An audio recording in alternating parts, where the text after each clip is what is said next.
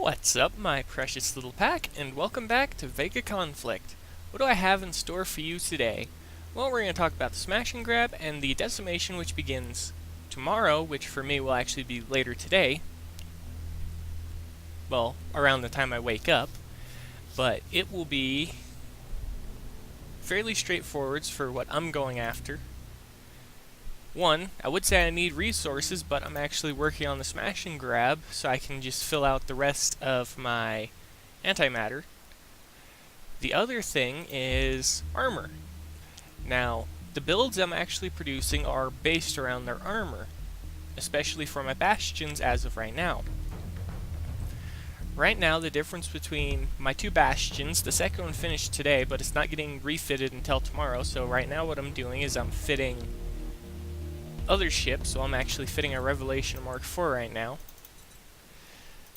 But each one, the shield will match the armor, and the armor will match the shield. So in this case, I already have the level 3 spectral armor. Yeah, it's not even in here, which is a shame. But I have the spectral resistant resonant armor 3 for the other bastion, which is going to be the energy destroyer, because its primary objective is to take heavy energy damage. I'm building each ship specifically for targets. Each one's strength will be based off of what it can fight and what it can't fight.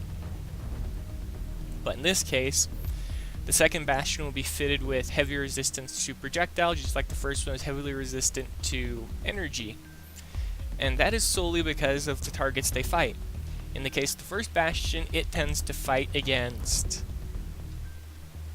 the Vanguard fleets, which is the primary fleets that I attack, and it takes the lowest repair time out of the fleet because of the balancing chain attacks. And since I started doing the bases, I decided it would be important to more or less collect and build the next bastion, and that was the objective of last time, was just to get the shield and nothing else.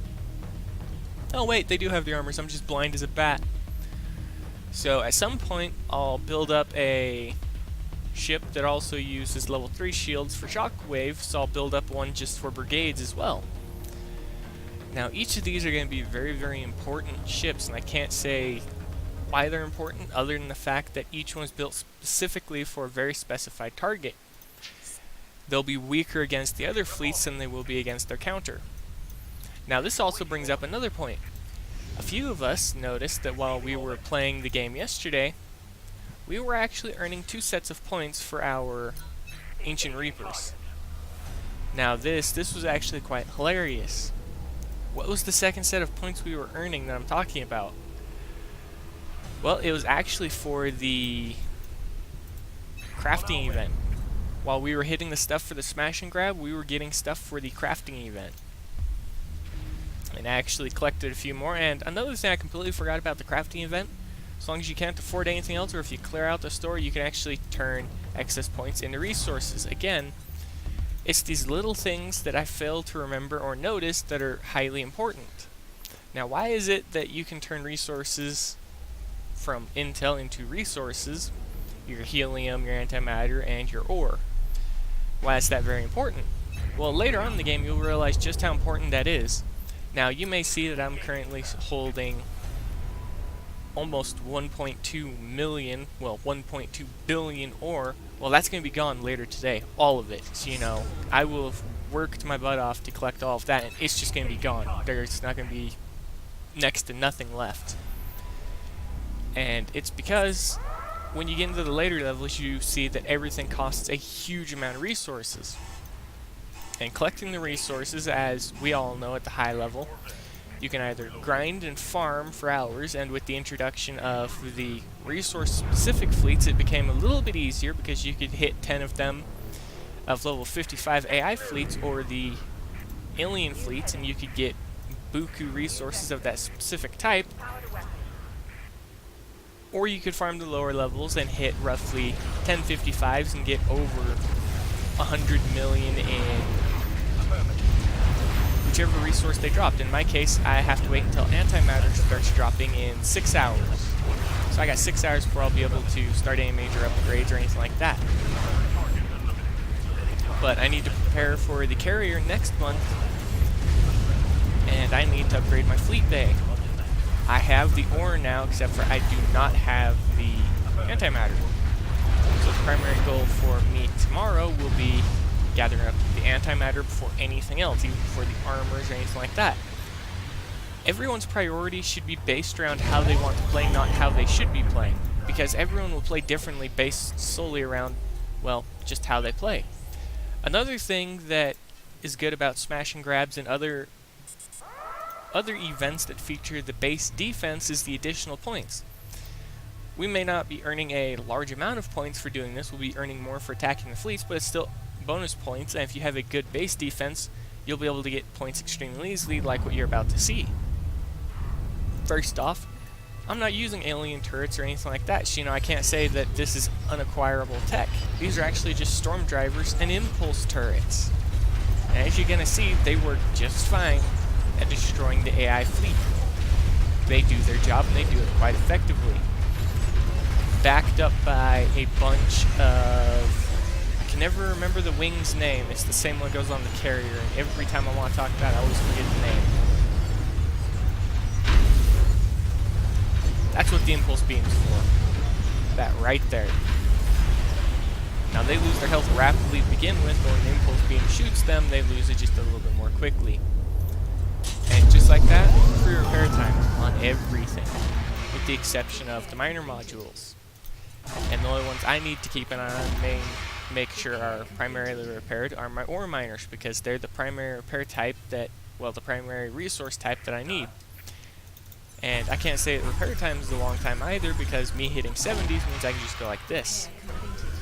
Low repair times. Alright, time to get on to the more entertaining part of this video. What would I recommend from the smash and grab, which I already said, but there's also another thing aside from either of those, depending on which one. I completely spaced it off. Your base armor.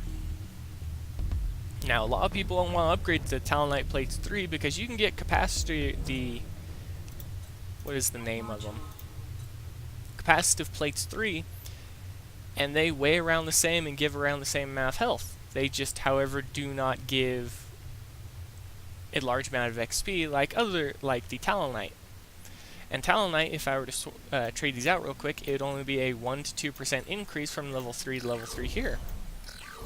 Yeah, 1 to 3%, so that isn't really worth it because it's only a 3% increase. Now, if I were to put the energy-resistant Talonite I have on it, it would be a 15 point something, a 15.5 or 15.6 increase, except for it can't register, so it says 15% or 16% increase. Which is, depending on what you're being attacked by, the resistance of the turrets, since we now actually get base resistances, it depends on what you want. For the bridge, I actually still need some stuff from Smash and Grab. One, I need to save up so I can convert all of this into resources, because I'm still in need of quite a bit of resources. But two, I need to start collecting certain things from here. I need to collect certain turrets, because I'm changing out a few of my base turrets to better turrets. Now, I'm not going to trade out any of them if they lose range, because that's one major thing. If you can get the first strike every time, I know base turrets are typically going to outrange most ships and things like that, but that isn't the case anymore, because let's take the pulse cannon for instance. If you were to put the equivalent pulse cannon on a bastion, it would be able to outrange with range boosts the turret equivalent. Well, it would be able to close in the range and fire within about a third of a second from the time that the pulse cannon fires. So the turret would fire first and then immediately come under fire. So in this case, I wouldn't recommend using that one, but I am going to be using the Eclipse drivers. Now, this is mainly for the range increase and the shield bypass. The damage decrease from my storm drivers that I already have on just about everything is actually not all that much. However, I'm getting a large range increase, and that's mainly what I want. 1,000 meters may not seem like much, but it's better than nothing. And how easily I can collect the intel right now, I can do this quite easily, and for every 200,000 I get one turret. I only need 3 of them. So all I need is just 3 of them. But let's just take a moment and jump back to what I said at the beginning. Everyone should focus on farming or building or playing the way they want to. So that means you'd have to farm, build, and produce things around what you want to play like. So let's say you fall in suit with me and you actually like cruisers. You're going to have to find builds that are good for cruisers in the low level. In my case, I'm mark upgrading all my cruisers and I'm going to build the tier 3 fleet because I finally worked out exactly what it's going to need to destroy alien targets in the alien strike extremely easily whilst keeping repair time under 3 hours per ship. Actually around 3 hours per ship. But you're going to drop 2 ships. You're going to have 4 cruisers, a carrier, and a battleship. And you're going to hit the same targets I hit while I was going up in level. I hit the hives, as everybody knows from what I told everyone, how it went up through from tier 3 to 6. I was hitting hives, and I was farming up little bits of technology here and there just to more or less level up. And when I made that step up from my Revelation Mark IV, which was the only one I had, I only ever had this one Revelation Mark IV. Mainly the Revelations I used were unmark upgraded, or I was using Exodus cruisers at Mark III. But the goal will be simple. Find a way that you can advance in your own way that you find easy. In my case, everyone else I noticed that they tend to watch the YouTubers or the forums to see what's easy to do. I wasn't doing that when I was a lower level. What I was doing was I was actually just playing the game and more or less enjoying it. I was finding out what targets do what and what targets I can fight easily. And the easiest way to fight the Reapers is to actually run from them with a cruiser fleet, since they have the largest range arc that I know of. Aside from battleships, battleships could be used the same way, just run away and shoot them while you're running, and then turn your ship and fire off the second barrage, since they have technically 2 times the guns because they can fire from both arcs. But I tend to use cruisers because they have heavier shielding and heavier armor. And when they get hit, it's a little bit more forgiving than watching half the shields disappear. You lose like a fourth of your shield. So it's a little bit more forgiving so long as you pay attention to them. And I never used recharging shields on most of my ships. There's a few of them that I tested it with but I didn't like, and so I went with the researchable shields. I went with, primarily while I was leveling up, Spectral Shell. Well, the Spectral Shield. And the objective of that was simply just to have a shield that could withstand the damage. And I did the same thing I do now. I based my targets around the amount of repair time. Was it worth it or was it not? And I started off at the lowest level AI target, which was the level 40 hive.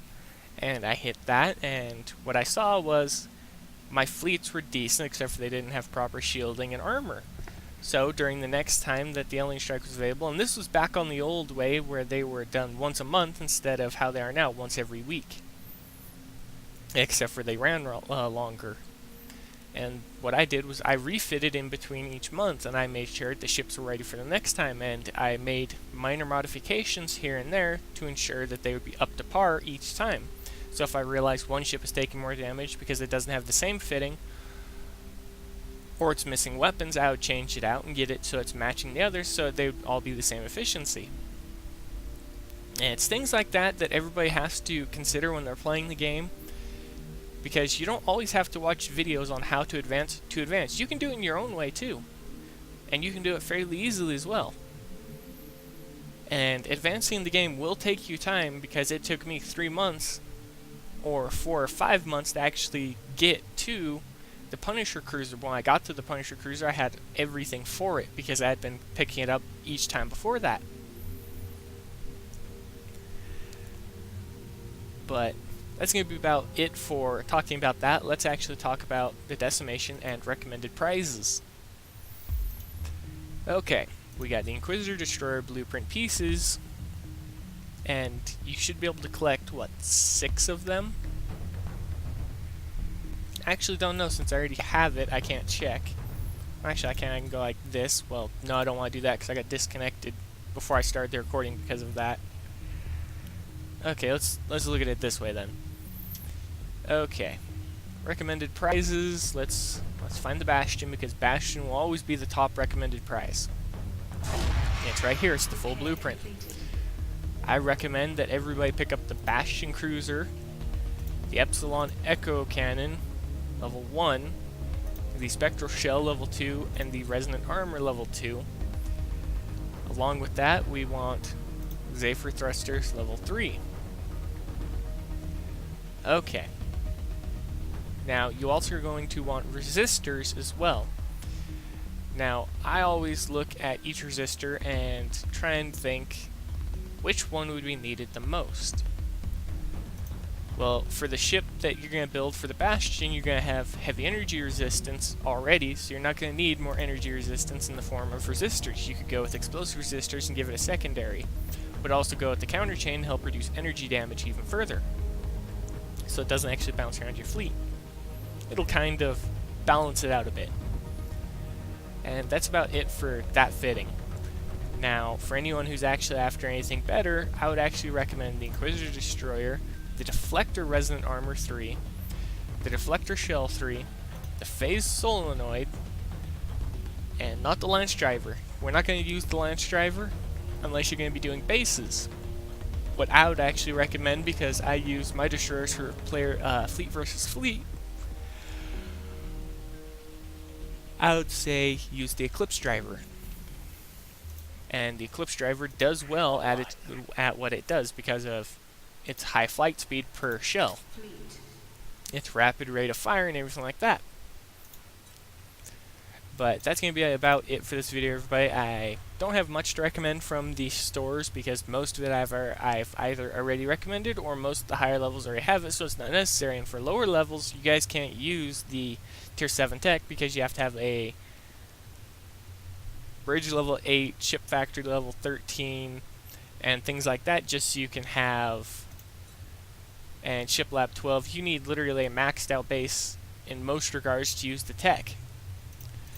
But for, oh, I can cover some stuff for you guys. Alien Strike, duh. Alright, let's see. We got carrier, suppressor, shields, all the nice little fancy stuff. Alright.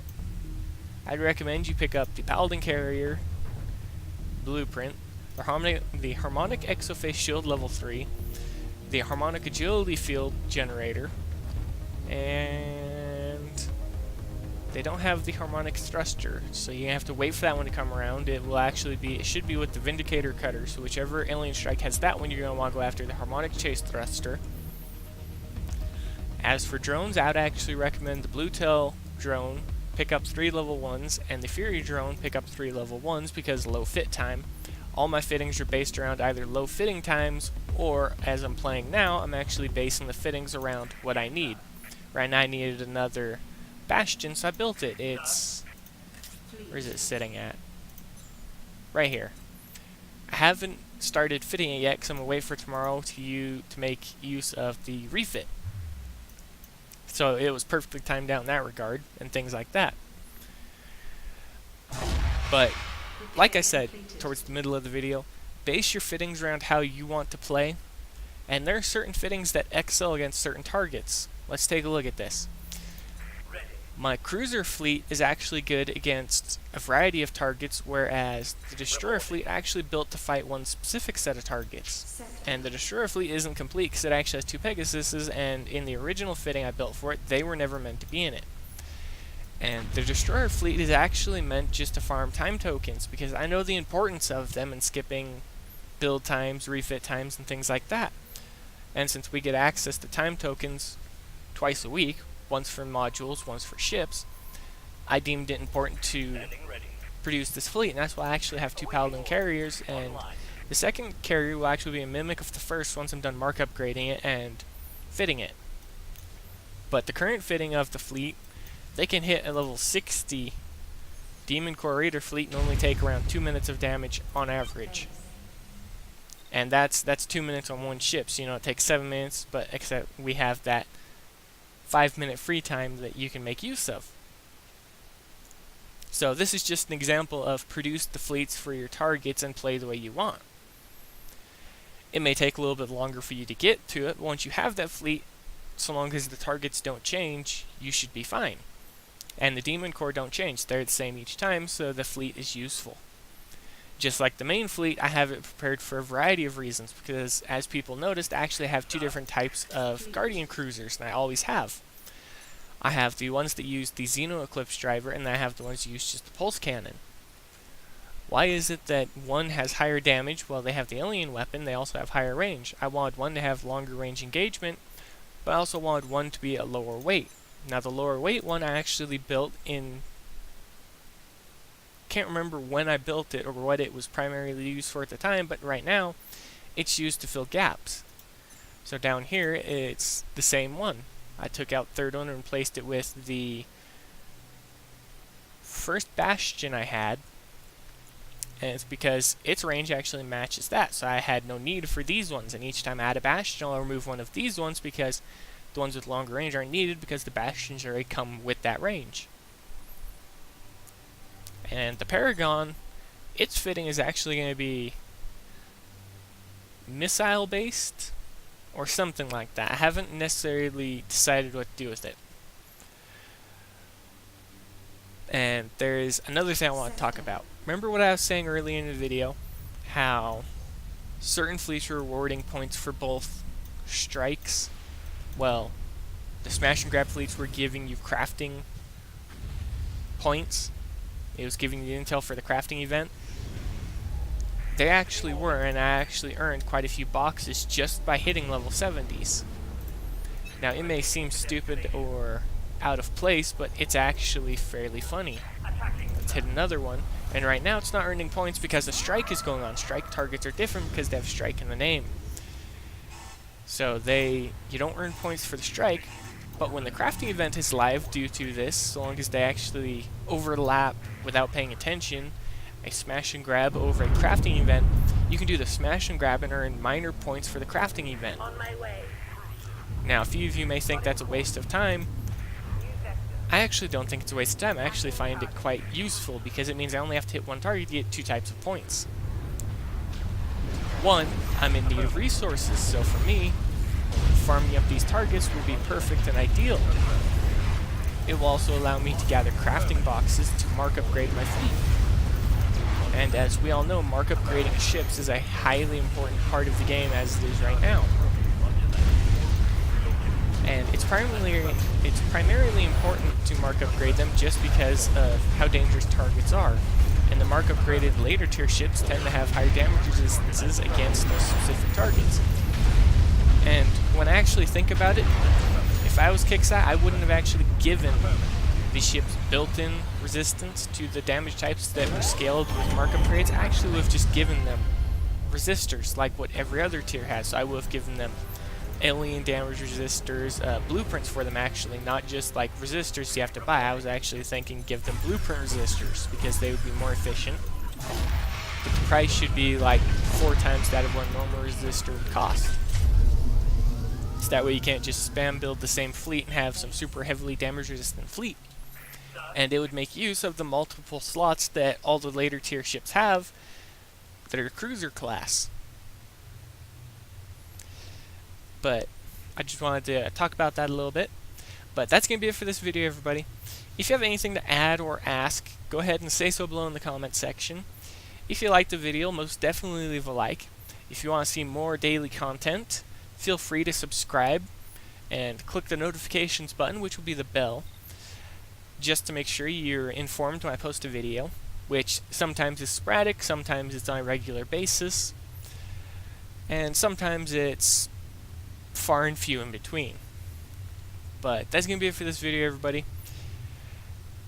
There's not much else to be said, so I guess I'll just say my favorite little thing at the end. I'll see you all next time.